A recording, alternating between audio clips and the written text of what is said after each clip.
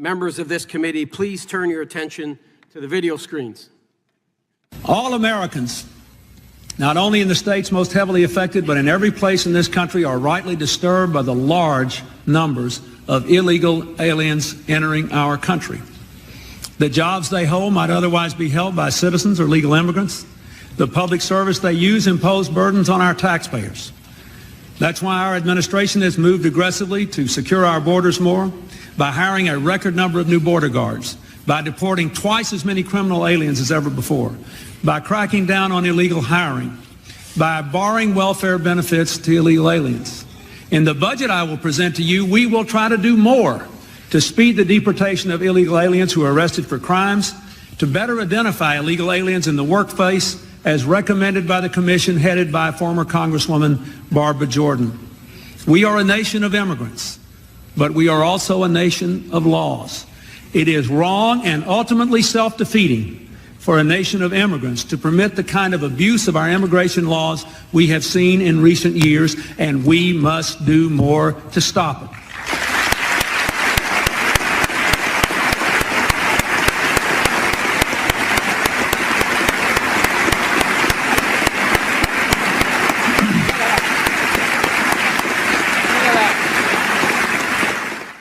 You believe in open borders and complete chaos.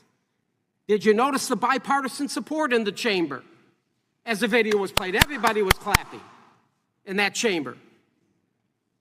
If I were in Congress in 1995, I would have also stood.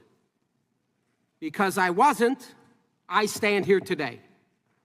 Other than President Donald J. Trump, the greatest president in my lifetime with the most safest and secure border, I believe President Clinton understood just how important border security is to our nation.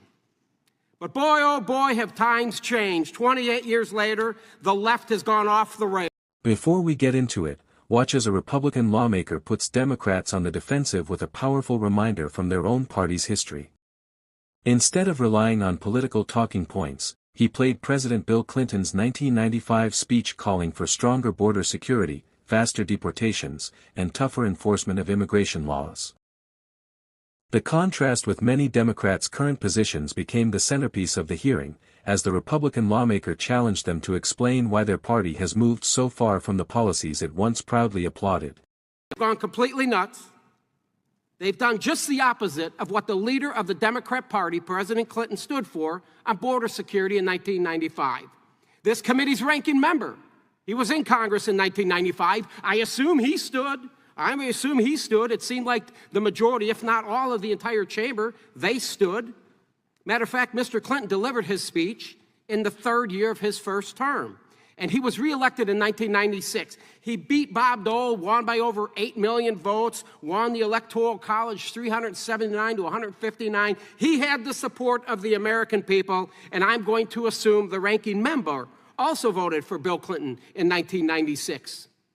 We have two other members, Ms. Jackson and Ms. Lofgren. They were both freshmen at the time. I will assume they stood during that powerful speech as well.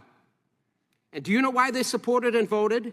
They voted for legislation in 1996 strengthening our immigration laws. I applaud them for that. So what's changed, folks? What's changed with the Democrat Party? I'll tell you what's changed. If you wouldn't have heard President Clinton's voice or seen his face, you would have thought Donald Trump delivered that speech. I don't believe that President Clinton was called a racist, a white supremacist who hated immigrants, as the left and the dishonest media has painted Donald J. Trump to be. I have a report from the Heritage Foundation titled, Tracking Movement of Illegal Aliens from NGOs to Interior of the USA.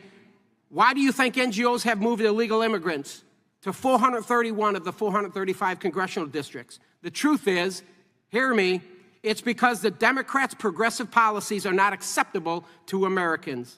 Heritage obtained a sampling of approximately 30,000 cell phones that were tracked to NGOs along border states. They tracked approximately 22,000 devices at 20 NGO locations in January 2022. The same devices were later traced to 431 separate U.S. congressional districts, and of the 52 with the highest rate of tracked devices, 71 of them were Republican congressional districts. The report revealed that it's not a coincidence, folks.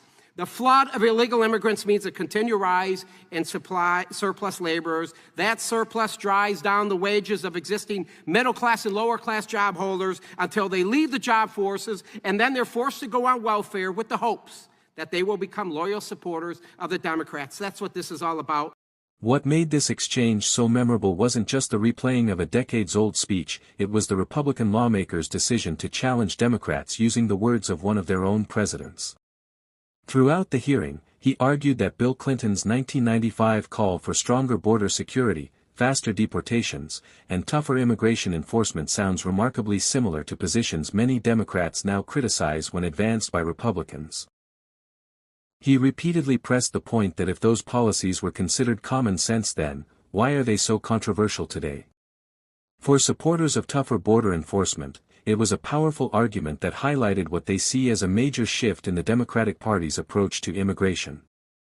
If you enjoyed this breakdown, don't forget to like, subscribe, and turn on notifications for more of the biggest moments from Capitol Hill, right here on America Brief.